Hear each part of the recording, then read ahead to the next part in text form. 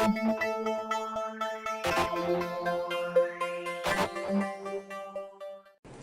I was just looking recently at some data.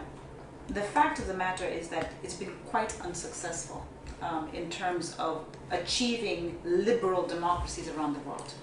So today, just to give you some data points, we have about 189 countries, I think, around the world. Of that number, 50% are considered democracies, but 70% of those democracies are illiberal democracies, in the sense that people do not have freedoms such as freedom of press, freedom of movement, etc.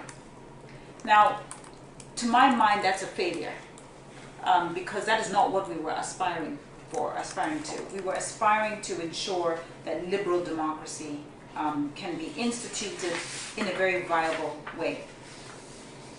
So the question then becomes, how do we get liberal democracy? And it's my contention that we had the sequencing wrong. I think our focus on shoehorning democracies around the world was not the appropriate way to do this, to ensure long-term lasting democracy. I think what we ought to have done was focus on economic policy first. And once you get the right economic policy in place and develop a middle class, you will then have a natural artifact of the middle class able to hold its government accountable.